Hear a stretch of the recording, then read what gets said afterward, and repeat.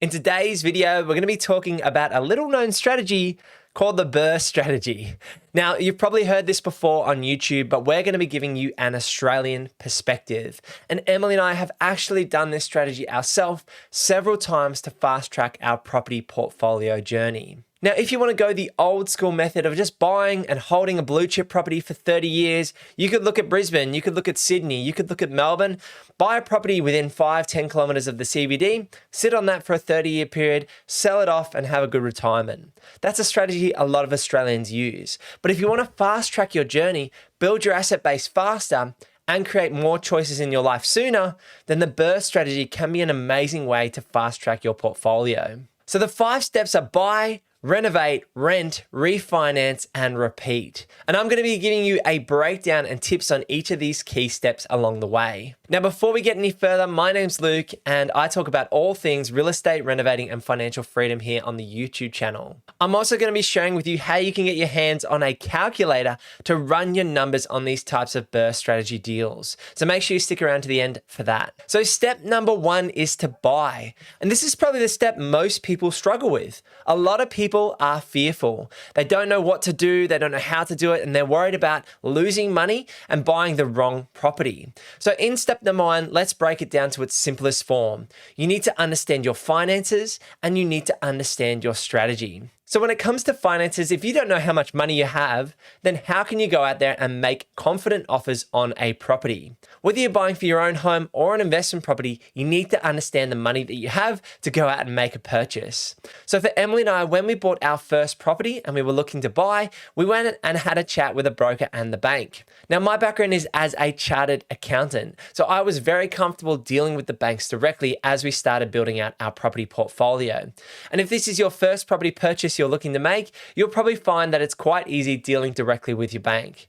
Now, there's many advantages to working with a mortgage broker, especially an investment savvy broker that understands how to build a multi-million-dollar property portfolio. But when it comes to the first purchase, don't overcomplicate things. If you've got a bank that you can reach out directly to, they understand your finances, they have your ID, they can help you through a loan application and give you confidence in your buying power, then go ahead and do that. It's about taking action. So many people are going to not even get to step 1 in this case and not even buy a property.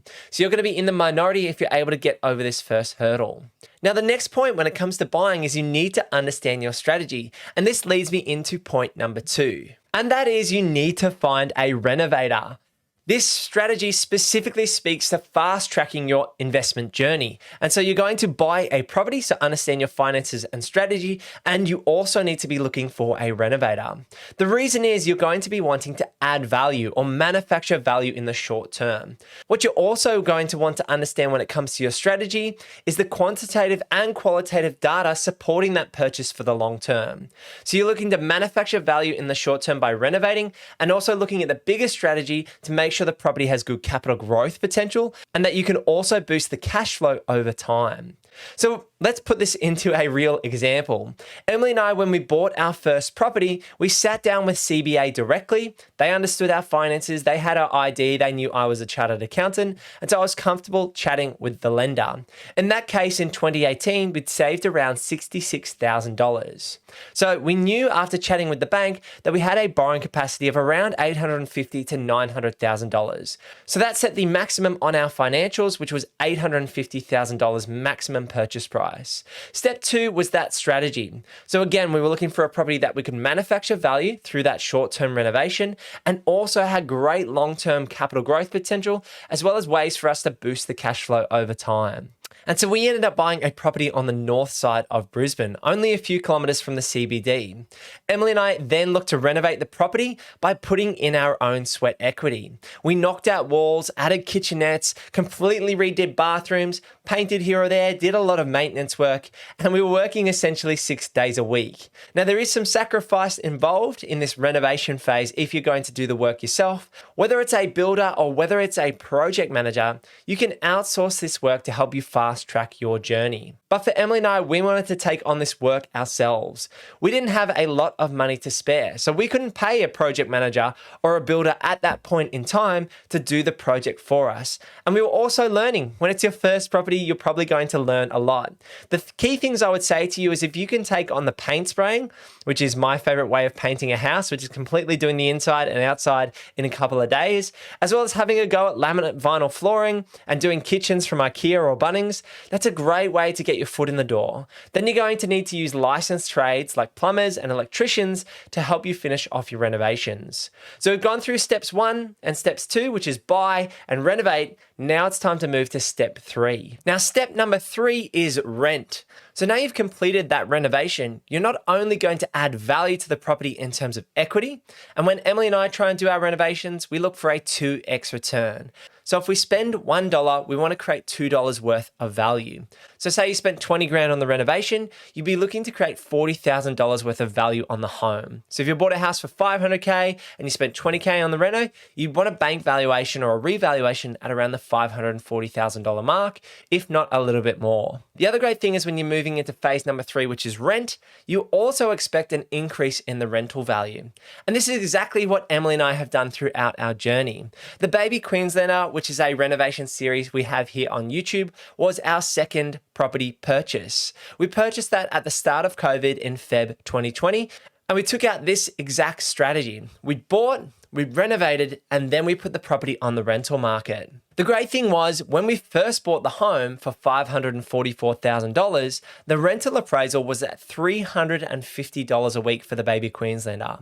After completing the renovations, the home's rental appraisal was $450 a week. So through our renovations of about $35,000 at the time, we were able to increase the rent by $100 per week.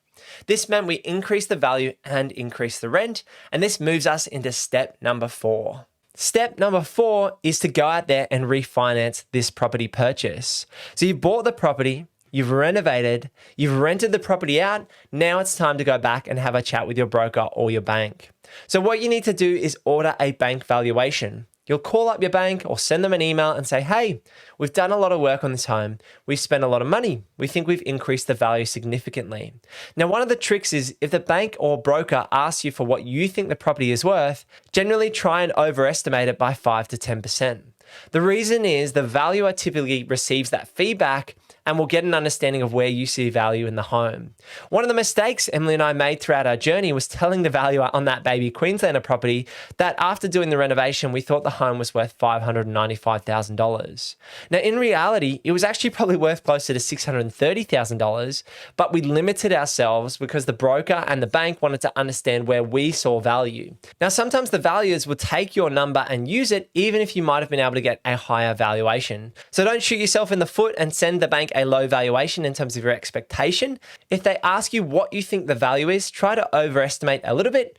Otherwise, just leave it up to the valuer to make a decision as to where the property is worth. The great thing about this refinance process is once you get that bank valuation, if you have the serviceability, so if you have the supporting day job income and the supporting rental income to pull out more debt, that's where you can refinance the property and get more cash out of the deal.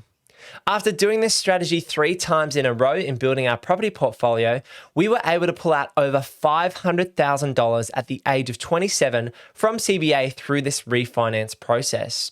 And how this worked was the bank did a revaluation on property number 1, the bank did a revaluation on property number 2, and the bank did a revaluation on property number 3. Each of those properties had usable equity, and we had the serviceability to pull out that debt. So you need to make sure you understand your numbers. What does the profit and loss look like? What does your balance sheet look like in terms of your assets, your liabilities, and your equity position? And can you manage the risk and the interest rates if you take on this additional debt?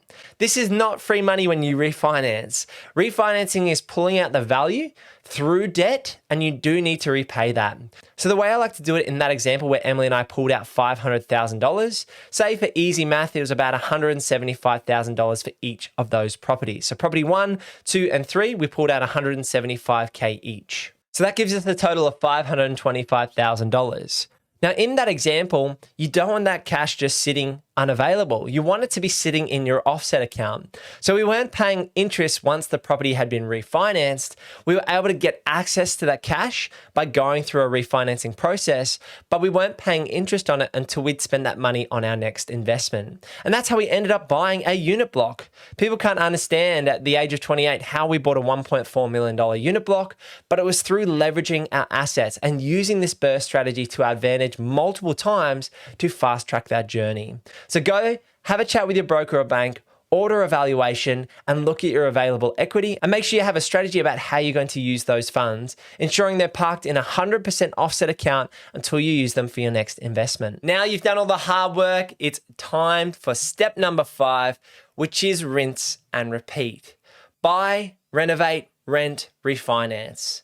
It's a simple strategy when it comes down to it. It can be a little bit more complex once you get into the renovations and you need to understand your numbers. But as long as you're tracking things diligently, you understand the risk profile, you have buffers in place, you use 100% offset accounts, there's ways to mitigate risk. And that's by building your knowledge like you are here on the YouTube channel. So if you could like this video and send this out to more people, I'd really appreciate it. Now this has been an amazing strategy for Emily and I to build out our multi-million-dollar property portfolio. To be fair, it's not the way we built all of our wealth. The market did a lot of the lifting as well, and that's why it's important to buy the right asset and hold it over that longer period of time, which is the old school method of just buy and sit on a property. But if you can couple that method with a short-term renovation, that's how you can get that fast tracking going and get the snowball rolling on your property portfolio.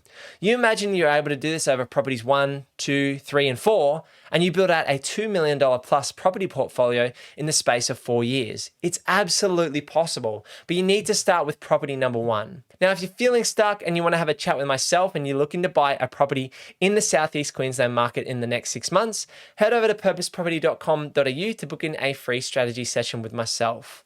We'll sit down, chat about your situation, chat about exactly what we do here at Purpose Property, and we'll talk about the next steps.